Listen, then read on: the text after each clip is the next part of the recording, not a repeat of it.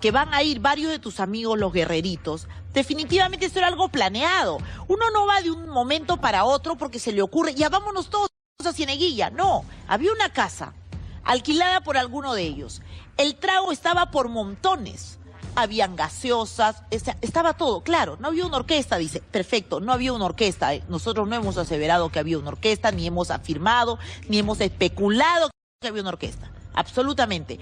Pero creo que ella, lo suficientemente responsable, ahora busca justificar algo que es injustificable desde todo punto de vista. Por más que ella se flagele públicamente y diga después, sí, yo soy una vergüenza de haber estado en una maletera, que sí, chicos, no lo hagan.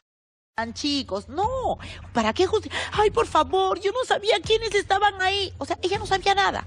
Ella es una pobre y triste tonta a la que cualquiera le invita a una fiesta en Cieneguilla y ella va el mismo día de su cumpleaños, el día que había festejado temprano con su familia.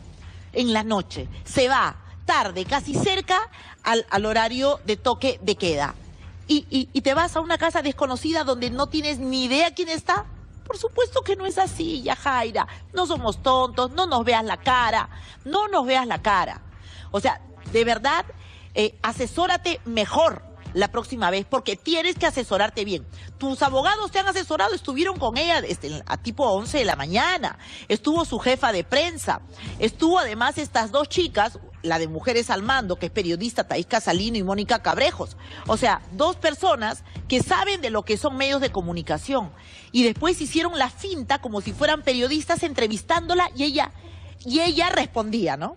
O sea, todo estaba debidamente armado para ella tratar de limpiarla. No te vas a limpiar de esto, Yajaira. No puedes. Lo único que debiste hacer, en vez de dar tanta explicación pequeña, menuda, insulsa, hueca, que no nos sirve de nada, que lo único que nos hace pensar es que eres una gran mentirosa, porque además no es la primera vez ni sería la última que mientes. Generalmente, cuando has estado en problemas, cuando te han ampallado en algo, siempre lo primero que le sale de la boca a ella es una gran mentira. Y eso es algo que sí podemos probar revisando todos nuestros archivos. Así que, ¿para qué lloriquear, hacerte la dramática, contarnos una telenovela barata, mal guionada, y además nada concuerda ahí?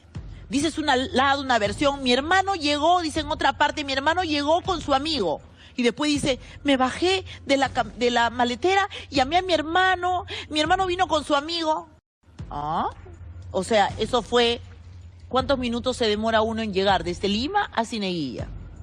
O ya estaban ahí, tu hermano y el amigo influyente con su camioneta, o llegaron casi junto con la policía, porque de pronto alguien les dio un soplo y tú dijiste, ahorita vienen y nos intervienen y yo estoy acá y me van a meter adentro. Entonces inmediatamente llamaste a tu hermano para que fuera en tu búsqueda y rescate y el hermano pues fue con el abogado influyente, el abogado tan influyente que te sacó cual ministro del Interior. Así mismo fue.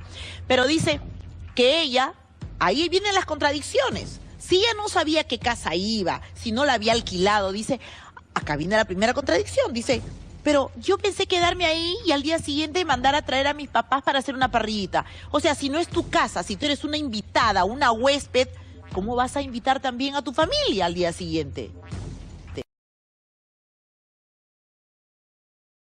También continúa al alza la controversia por el escándalo que ha protagonizado la salsera Yajaira Plasencia. Y además se escondió en la maletera de un auto para evitar ser intervenida. La cantante estaba celebrando su cumpleaños con amigos y también con familiares en Cieneguilla. Ahora que estoy más buena, qué triste que estás solito. Y le dije no. Este fin de semana, Yajaira Plasencia le dijo no al toque de queda. Y le dije no, no es como tú quieras. Baby, qué pena, pero es a mi manera. ¿Aló? Sí, te escucho. Te escucho. No estoy grabando. Escondida en la maletera de este auto, la salsera pretendía evadir a la policía cuando intervino la lujosa residencia en Cieneguilla, donde celebraba su propia fiesta de cumpleaños junto a su familia y varios amigos. Sin embargo, la animada reunión en la que no faltó la música a todo volumen y el alcohol, terminó cuando la policía intervino a más de 30 invitados, los mismos que salieron en fila tapándose el rostro, varios justificando su actitud de vulnerar el estado de emergencia.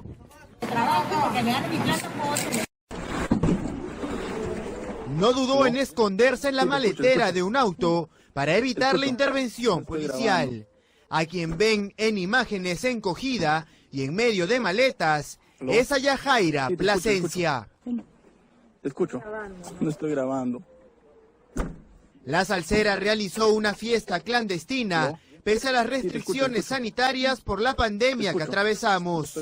Ante la presencia de la policía, hasta se atrevió a cuestionar la labor de los agentes. Te escucho. No estoy grabando. Personal de las Fuerzas Armadas, la Policía Nacional y el Serenazgo llegaron hasta un inmueble ubicado en Cieneguilla para intervenir la celebración que se realizaba por el cumpleaños número 27 de Yajaira Plasencia y su nominación a los premios GED. Las personas que están siendo dirigidas a la comisaría. Intentó celebrar a lo grande sus 27 abriles sin respetar las medidas dispuestas por la pandemia y con gran cantidad de alcohol. Sin embargo, la gran fiesta que se organizó en una residencia de Cieneguilla terminó con la cumpleañera escondida en la maletera de un vehículo tras la llegada de la policía. Sucedió la noche del viernes. Observen el rostro de la cantante tras ser sorprendida por un efectivo. Y mientras ella se ocultaba en la maletera de un auto, su compañero del reality de competencia con quien trabaja y que también fue invitado, se escondía en el baño. Señor, ya te vi. Sal usted, señor, sal usted. Sal. Ridícula. Estaba con la mascarilla en la maletera. Ahí recién se acordó. Una vergüenza para la música peruana. ¡Qué vergüenza de verdad! Siendo una persona conocida que haga eso.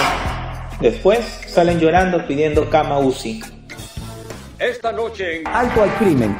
¡Ese sí es un buen programa! Te escucho. ¡Rápido, regrésala! Te escucho.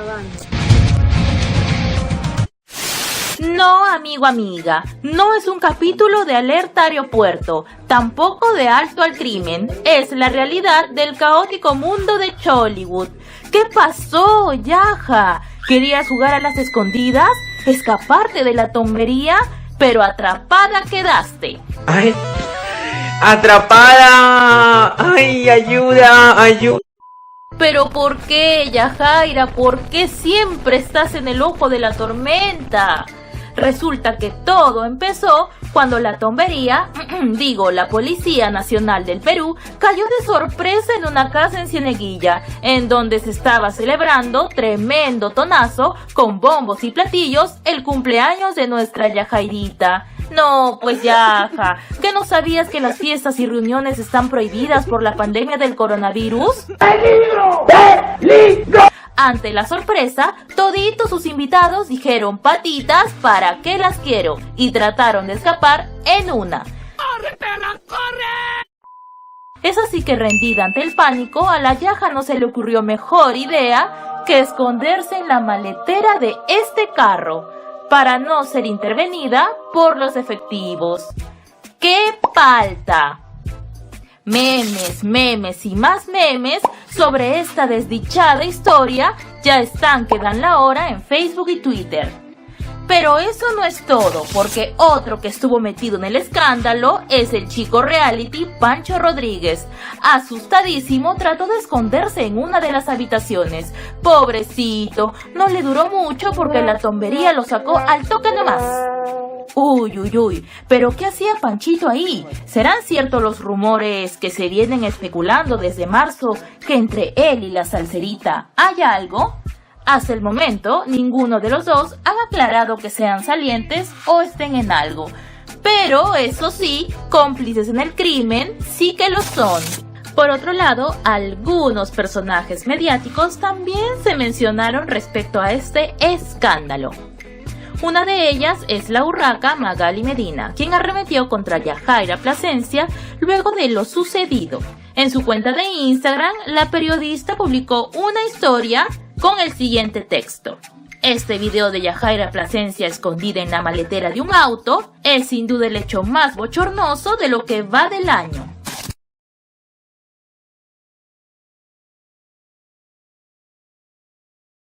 Luego, el tema de Hernando de Soto. Aquí, Rafael estuvo muy duro una vez con Jorge Paredes Terry. Finalmente Rafael tenía razón, porque el comportamiento de él no es acorde con el de un caballero. Él fue invitado lealmente por Hernando de Soto para que sea coordinador de su pacto social, ¿no? Sin embargo, salió con un rumor. He escuchado, me han dicho que el señor está negociando ministerios, ¿no? Evidentemente, Hernando de Soto le ha respondido que es un desleal y un traidor, ¿no? Y quizá razones no le faltan, pero sí quiero decirle a este muchacho González Terry, por el cual yo le tengo algún afecto, ¿no? De que a Paredes Terry. Ya. Que Hernando de Soto no necesita pedir nada. Para cualquier gobierno sería un privilegio tenerlo entre sus filas. Y si lo explotes en el campo internacional, mucho mejor aún, pues, ¿no? Así que este rumor, acusación, es realmente un absoluto disparate, ¿no? Y luego, una persona que se lamenta, casi llora, es el fiscal Domingo Pérez, que le gusta la peliculina y quiere meterse como actor político en la segunda vuelta. Se metió en la primera y ahora quiere meterse en la segunda vuelta. Y él dice que si Keiko logra ganar la segunda vuelta, ¿no?, el proceso judicial en su contra tendría que suspenderse por un tiempo de 5 años mientras ejerza la primera magistratura. Pues, efectivamente. ¿No? Efectivamente. Hay un meme. Sí. Pero efectivamente, y lo que hay que contestarle a este fiscal, a esta figuretti y a este muy poco inteligente fiscal, y como he dicho muchas veces, a este peligro público, a este señor que es realmente un peligro público, que la justicia no significa ejecutar venganzas o odios personales. Señor, ¿cómo es que se llama? Pérez, ¿no? Sí, Juan Domingo Pérez. José Domingo Pérez. Y es efectivamente, como esto es una acusación sin fundamento, porque en el peor de los casos, y no estoy defendiendo a Keiko Fujimori, estoy defendiendo lo que es estricta justicia y lo que es la legalidad. Cuando en el año 2011...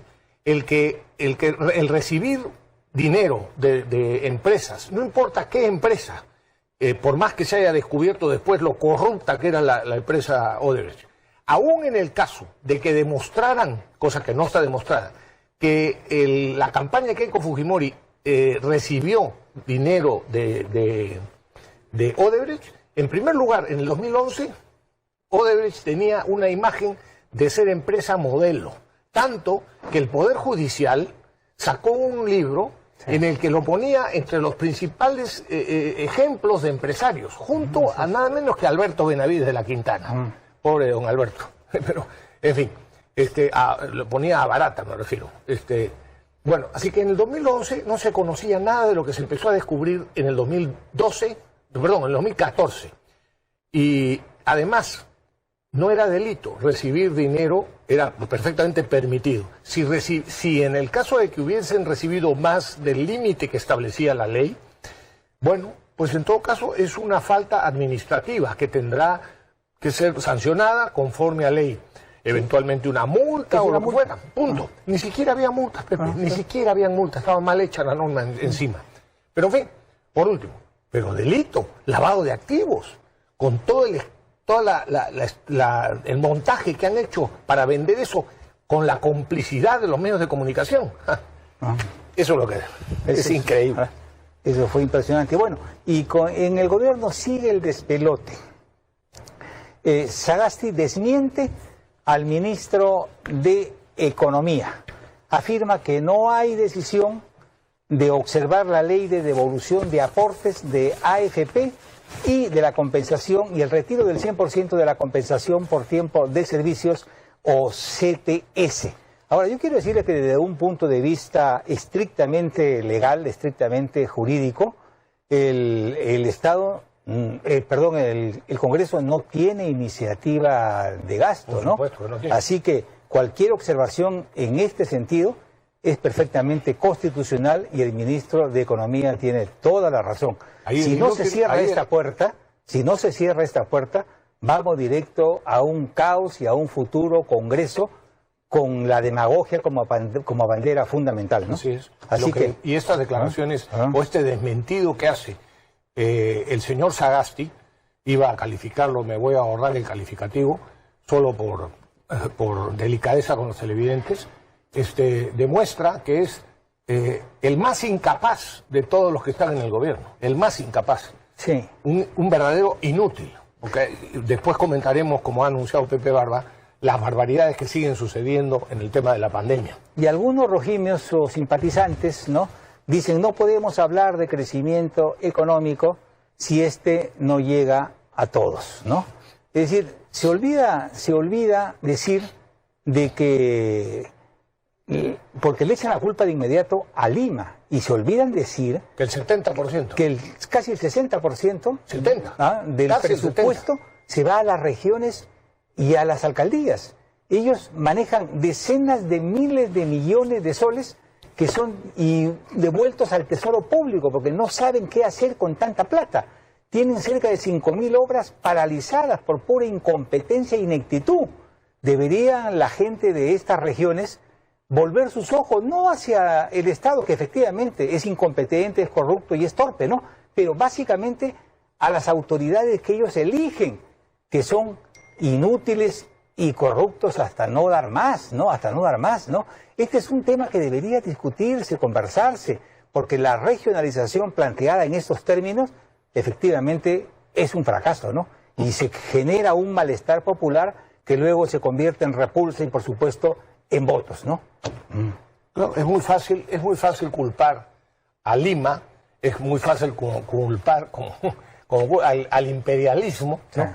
Es muy fácil culpar al centralismo sin saber las cifras y sin saber la realidad, porque además, dicho sea de paso, los medios no informan, al contrario, desinforman, porque ponen en primeras planas o en primeras noticias en la televisión o en el radio o entrevistan a demagogos que simplemente le cuentan cuentos a la ciudadanía, en lugar de explicarles lo que acaba de decir Pepe Barba. El 70% del presupuesto nacional está en manos de los gobiernos regionales y locales.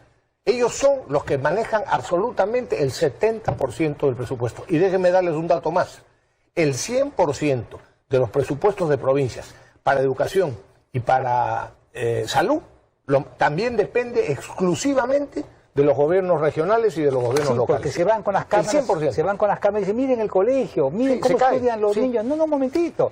El tema de la educación y de la salud, entre otras potestades, depende exclusivamente de los gobiernos regionales y de los gobiernos municipales, ¿no? Así que si eligen a los Cáceres Yica, o a los Adubiri, o a los Gregorio Santos, o a los... ¿Qué quieren, pues? ¿Para qué se quejan? ¿Para qué los elijan? ¿Para qué los eligen a incapaces? Y lo escucho al candidato de Lápiz, ¿no?, hablar que vamos a luchar contra el imperialismo como hace 50 años, ¿no? Y no tiene idea. Y presentan al imperialismo como si fuese un monstruo, un gigante, torvo, malo, feo, que viene a explotarnos y a hurtar nuestras riquezas. No es así. El imperialismo es un fenómeno económico que, obedeciendo a leyes económicas, copa y rebasa sus fronteras, dirigiéndose también a los países subdesarrollados, que somos nosotros, los cuales, obligados por una ley o por una necesidad de capitales y tecnología, estamos obligados a aceptarlos en desigualdad de condiciones. Por eso es que se requiere un Estado que conozca estos temas y que tenga la capacidad y la decencia de poner coto al lado negativo del imperialismo y aprovechar el inmenso lado positivo que ello significa para el desarrollo de nuestros pueblos.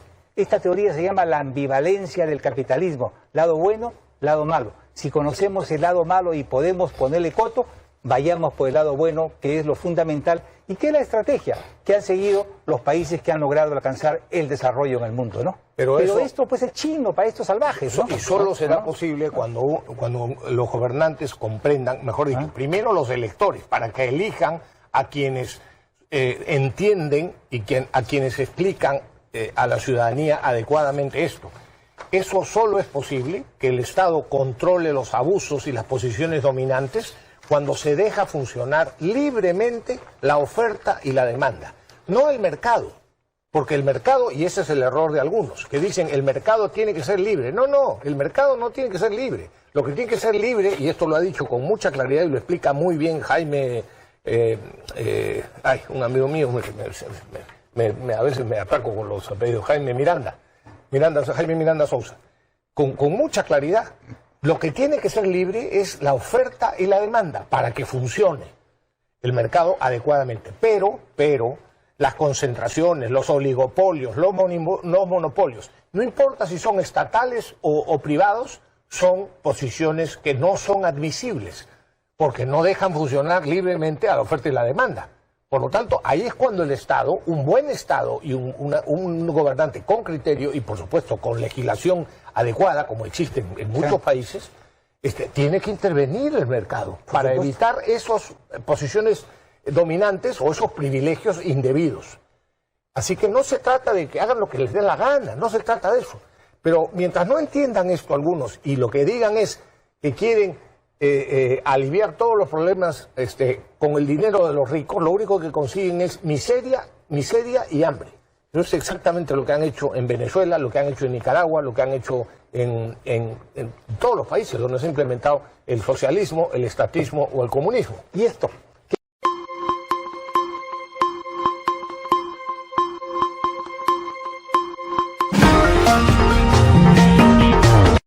Así es, conforme avanza la delincuencia, comprobamos que nuestras autoridades son incapaces de detener la escalada de violencia que cada día va cobrando más víctimas. Lo peor de todo es que los delincuentes capturados vuelven a las calles. A vista y paciencia de todos. No solo el Poder Judicial y el Ministerio Público son responsables de esta realidad, también lo son los políticos que nos han gobernado en los últimos tiempos. Por esta razón, las poblaciones más vulnerables, hartas ya de esta situación, han decidido tomar la justicia por sus propias manos. Un remedio que puede ser peor que la enfermedad.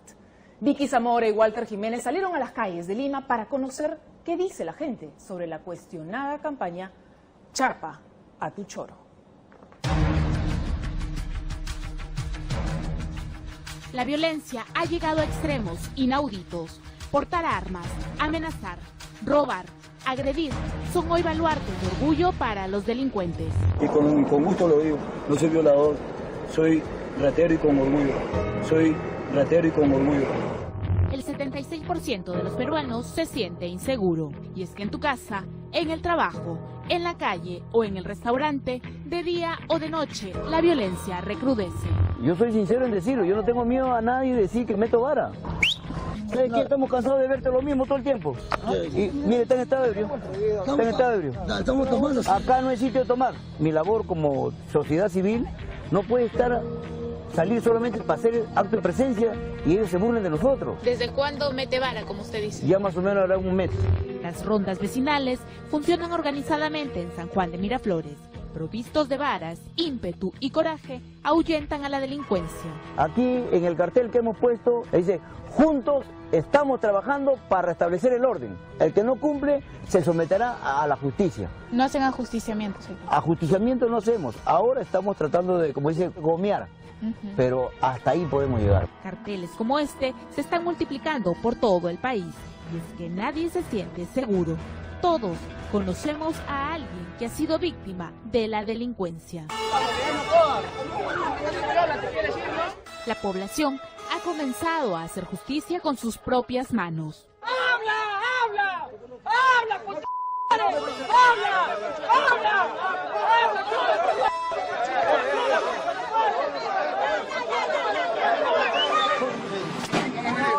No me mires, no me mires. No me mires a los ojos, no me mires, no levante la mirada, no mires, no mires.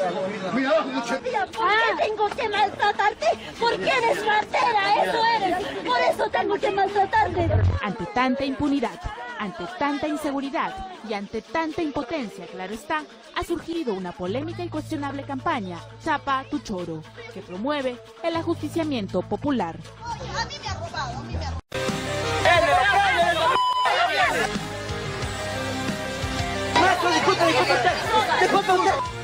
Esta es la justicia del pueblo, que, cansado de los constantes asaltos y robos, han decidido hacer justicia con sus propias manos. Una idea que ha ingresado incluso a las redes sociales, con una polémica campaña llamada Chapa tu Choro y déjalo paralítico.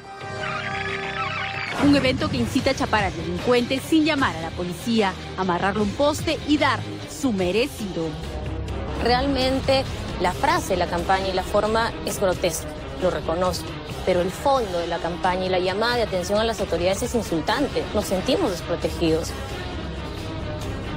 Vivir en un país donde la población no confía en sus autoridades y que sus autoridades no tomen cartas en el asunto es un problema de fondo. Yo saco esta campaña porque encontramos un delincuente en la casa de mi vecina con arma blanca. Lo llevamos y lo entregamos después de hora y media que viene el 105, que en Huancayo nunca responde el 105. Lo entregamos a las autoridades y 20 minutos más para bajar a poner la denuncia, ya no está el delincuente. Esta página tiene más de 50.000 seguidores. En el muro se observan comentarios candentes de personas que están a favor de esta medida. Incluso han colocado ideas algo descabelladas, mientras que otros la condenan. Esta llamada justicia popular ha tenido eco en algunos distritos de la capital, como en La Victoria. En el sector 7 de Cerro El Pino, cansados de la delincuencia, los pobladores han colocado este cartel que dice que colgarán a los delincuentes, fumones y violadores, incluso los quemarán vivos, firma el pueblo. Así es, en el Cerro El Pino un cartel de advertencia a los delincuentes corona el ingreso a este populoso lugar.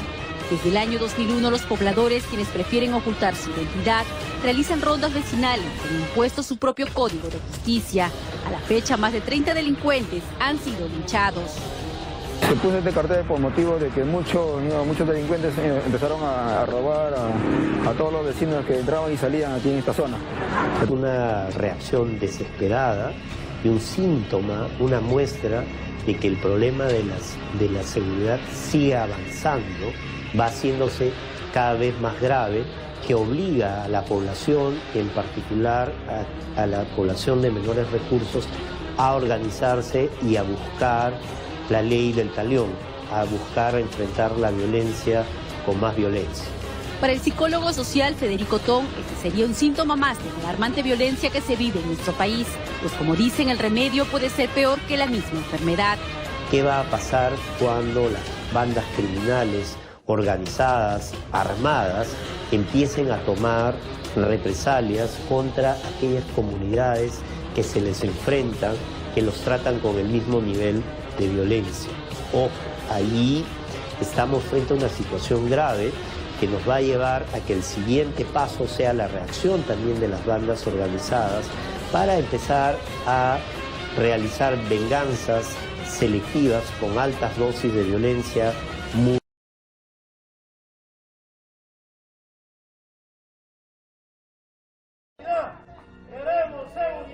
Los vecinos del asentamiento humano Santa María están hartos de la delincuencia. Recientemente, una de sus vecinas fue arrastrada y forcejeada por no dejarse robar. Los malhechores huyeron con su celular y se llevaron 5.000 soles en efectivo. Los chicos se pararon un poco adelante y como vieron que yo no avanzaba, el muchacho vino directamente ya con el arma a apuntarme, ¿no? Cuando no me he dejado asaltar prácticamente, es donde me han tirado al suelo y me han revolcado y me han sacado todo el dinero que tenía. Pero este no es el único caso. En las últimas 2 semanas, un repartidor fue también víctima de 2 sujetos que le quitaron todas sus pertenencias a plena luz del día. Vienen como cualquier persona o cualquier mototaxista que está trabajando, vienen así en motos. Entonces nosotros los vecinos que habitamos en este lugar pensamos que son personas que están trabajando haciendo el servicio de mototaxi. Y de repente bajan de ahí y te agarran así, de imprevisto, así, frío. Te roban así, te asaltan, a los jóvenes, a nuestros hijos, a nuestra familia, nos roban los celulares. Frente a la ausencia de las autoridades, los vecinos de esta zona viven prácticamente encerrados. Ellos se han organizado para colocar tranqueras, rejas y lo que más llama la atención, un letrero en el que advierten que tomarán justicia con sus propias manos. Los vecinos ya no saben qué hacer. Tanto es así que se sienten obligados a aplicar la ley del talión. Ojo por ojo, diente por diente. Violencia injustificada que amenazan con cumplir de no recibir la pronta atención de las autoridades. Vamos a tener que lincharlo, agarrarlo, amarrarlo en los postes, ¿no? Si la gente ahí se sobrepasa, ¿qué podemos hacer nosotros? El Estado y la policía, a través de sus autoridades, deben de prevenir esta situación, ¿no? Y después no vengan a nosotros y decir que han tomado justicia por sus propias manos. ¿Qué podemos hacer si vienen a mano armada? Pero la delincuencia no es el único problema que tienen. Aseguran que la drogadicción empeora esta situación. Han agarrado como caseritos a los vecinos de acá. Todos vienen, asaltan. Ya, también están haciendo una cosa los drogadictos. Están haciendo su fumadero, están haciendo bien la canchita. Ellos señalan que aunque insistan en el llamado de serenazgo, la policía nunca obtienen respuesta o esta es muy lenta. Es por ello que exigen que se tomen medidas urgentes para brindarle protección a los que viven en este sector.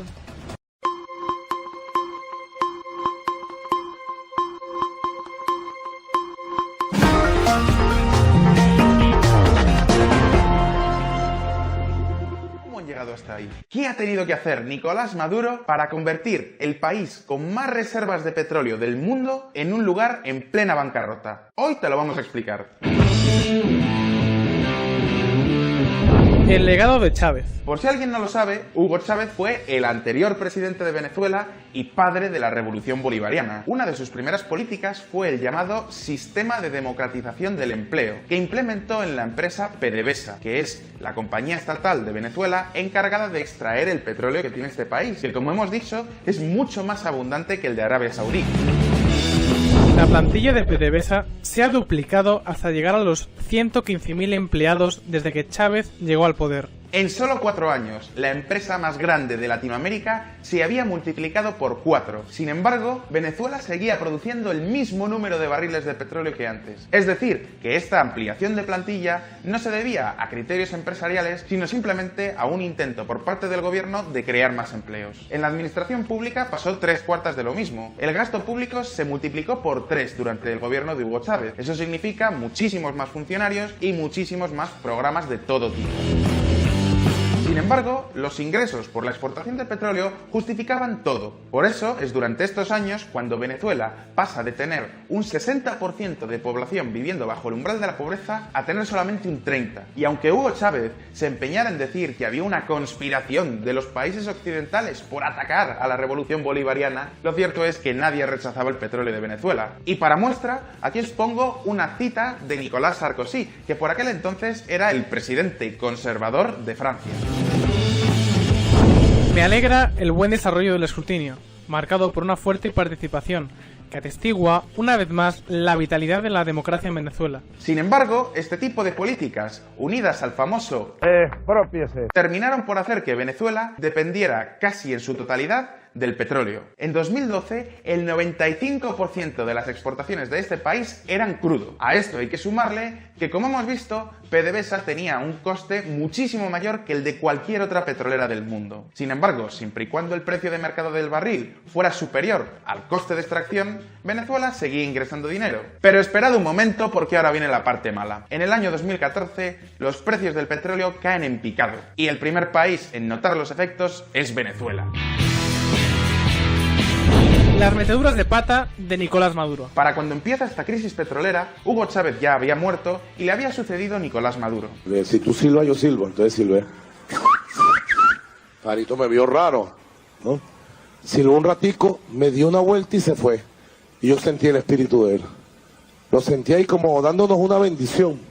Maduro se encuentra con que Venezuela ya no gana dinero con su petróleo. Sin embargo, todavía tiene muchos sueldos que pagar. Eso, unido a la política del hace que Venezuela casi no tenga empresas privadas, con lo cual, aunque quisiera subir los impuestos y recaudar, no podría, porque ¿quién iba a pagarlos? Por si esto fuera poco, los impuestos se cobran en bolívares, que es una moneda que cada vez vale menos. Es decir, el gobierno no tenía ni dinero ni capacidad de conseguirlo. Y en ese momento es cuando Maduro toma una de las peores decisiones que puede tomar un político: imprimir dinero para conseguir liquidez. Al devaluar el bolívar, la inflación se disparó. Para que os hagáis una idea, en los 3 meses de verano de 2015, los precios se duplicaron. Esto significa que si tú estás en Caracas en el mes de junio de 2015 y te tomas una cerveza que te cuesta 50 bolívares, vuelves 3 meses más tarde al mismo bar y la misma cerveza te cuesta 100. Pues esto es lo que está pasando en Venezuela desde hace 3 años.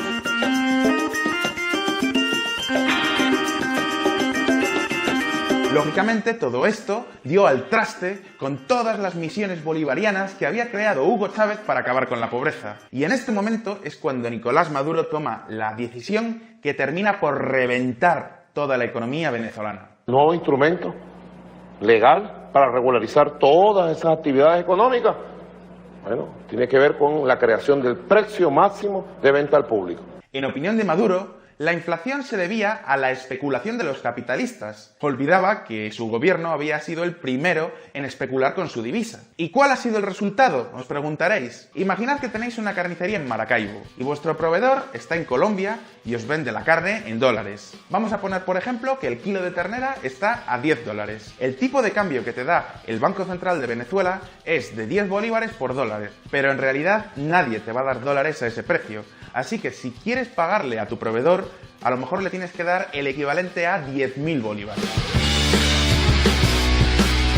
Una vez has comprado la carne, llegas a tu tienda en Maracaibo y la quieres vender, pero el gobierno pone un control de precios y no puedes vender más caro de 1.000 bolívares.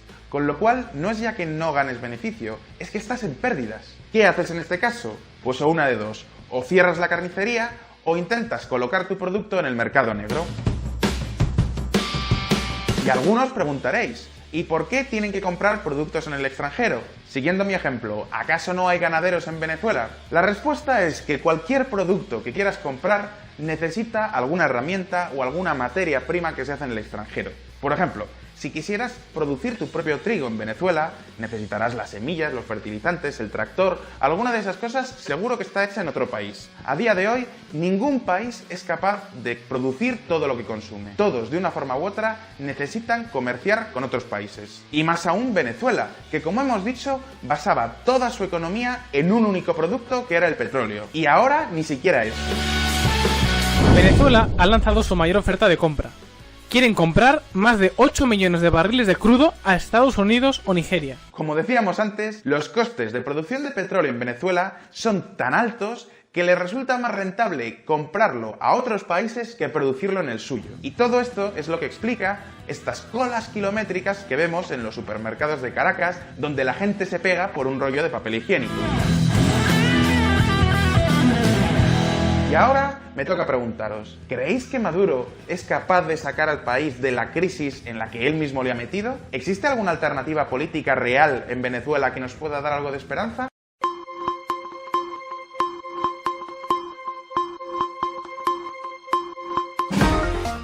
Hola, ¿qué tal a todos? Estas son las noticias de Venezuela y Ecuador en el día de hoy. Presten mucha atención porque la Organización de los Estados Americanos ha solicitado a los países actuar contra Nicolás Maduro por las operaciones que han estado sucediendo en la frontera con Colombia. Así como le están escuchando, señoras y señores, la OEA por supuesto que ha rechazado todo lo que está sucediendo tanto en la parte humanitaria como militar en la frontera de Venezuela con Colombia. Esto ha puesto al Palacio de Miraflores a tener que reunirse porque tienen una situación muy difícil. Ellos en este momento están siendo observados por el mundo entero por las cuestiones humanitarias y por la falta de control que hay en el estado Apure y en otras partes de la frontera. Por otra parte, lo más importante, el dolor del pueblo venezolano, el sufrimiento del pueblo venezolano. Ese pueblo venezolano que ha pagado un precio más que alto para recuperar su libertad, para recuperar su democracia y todavía no la ha recuperado. Noticias internacionales de hoy.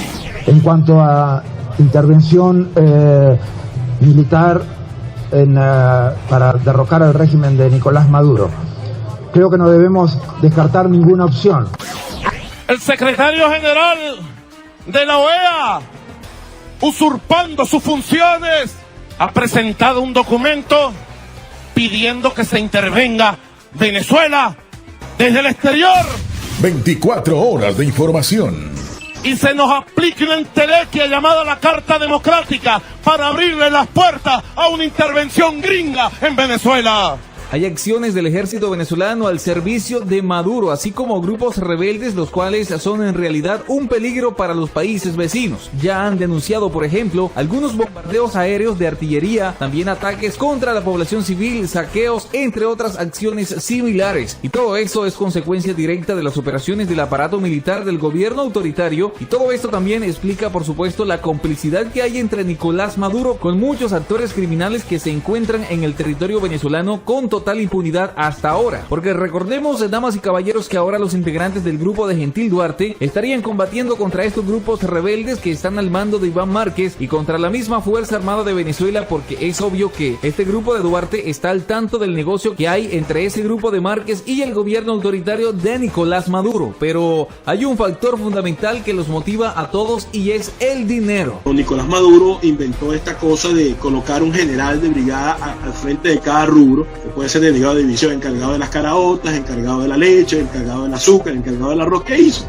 Lo que hizo fue corromper más a la Fuerza Armada. Los negocios ilegales de Nicolás Maduro allí representan millones de dólares. Es por eso que el Comando Sur desde el año pasado había iniciado una operación en toda esa área. Y ahora estamos en una fase que es la de presionar a Nicolás Maduro para que abandone esos negocios, quizás cediéndoselos a otro grupo momentáneamente, pero que Nicolás Maduro no obtenga más dinero de ese tipo de negocios. Europa está preocupadísima por la cantidad de mercancía que llega procedente de Venezuela, y lo mismo está pasando con Estados Unidos. Es importante recordar que hay una recompensa igual contra Nicolás Maduro y varios de sus secuaces de 15 millones de dólares, y estaremos hablando de 50 o 65 millones de dólares más o menos para los que atrapen a cualquiera de estos sujetos. Se han detectado también operaciones de Nicolás Maduro con grupos mexicanos y altos mandos que manejan este tipo de negocios. La Secretaría General de la Organización de Estados Americanos urge a la comunidad internacional a realizar esfuerzos para atender la parte humanitaria. Y es que, damas y caballeros, parece mentira, pero esta parte humanitaria es la gran excusa que existe para poder intervenir de manera militar a Nicolás Maduro, así sea primero para hacer ayuda humanitaria militar, porque cabe mencionar aquí que no es solamente como los alimentos que entregaron gracias a Juan Guaidó en Venezuela a través de la ONU, que es otra cosa, sino que cuando ya necesitan una especie de ayuda humanitaria, que es poner hospitales de estos hospitales del ejército, poner alimentos, carpas, o sea, tener que ayudar a todos estos desplazados y tener que protegerlos, ya estamos hablando entonces de que se involucran a los militares para poder defender al pueblo de los grupos, y precisamente que proteger al pueblo es la principal excusa que hay para todo esto, y que en este caso cualquier excusa es válida. Pero es más preocupante este desplazamiento de 7,000 venezolanos aproximadamente que han tenido que huir por culpa de los saqueos y todo lo que está sucediendo allí. Eso, además de todo, transgrede los derechos humanos, y a Nicolás Maduro, por culpa de esas acciones, lo ponen como una de las personas más despreciables y una de las personas más peligrosas y más buscadas de todos los tiempos en el mundo. Nicolás Maduro, mientras tanto, utiliza una estrategia de argumentos engañosos, desinformación y propaganda para desviar la atención de la comunidad internacional, para eludir esta responsabilidad de lo que está sucediendo tanto militar como humanitariamente. El gobierno autocrático, mientras tanto, culpa sin pruebas al gobierno de Colombia y a los Estados Unidos. Este hecho se ha convertido en un problema internacional que está conectado también con lo que pasa entre Estados Unidos, el país de Medio Oriente, y con Rusia, porque Venezuela es el epicentro. Ya los aviones espía de Estados Unidos vigilaron lo que está sucediendo en el área, y luego Rusia envió un avión espía, lo que ha sido tomado como una prueba por parte del Pentágono. El país de Medio Oriente, mientras tanto, continúa un poco alejado de Nicolás Maduro por las sanciones de Joe Biden y también por posibles negociaciones que podrían estar dándose, que aún no se han concretado. Por supuesto, el mundo no se puede quedar viendo sin hacer nada la trágica situación humanitaria que vive el pueblo venezolano y que ha producido la mayor crisis de refugiados en Occidente y a punto de ganarle a la más grave del mundo. Pero todo esto que está pasando últimamente es en realidad una gran catástrofe para el gobierno de Nicolás Maduro, así que estaríamos prontamente viendo una acción militar por parte de Estados Unidos y toda la coalición internacional que hay para derrocar a Nicolás Maduro del poder y de esta manera devolver la democracia y la libertad al país caribeño.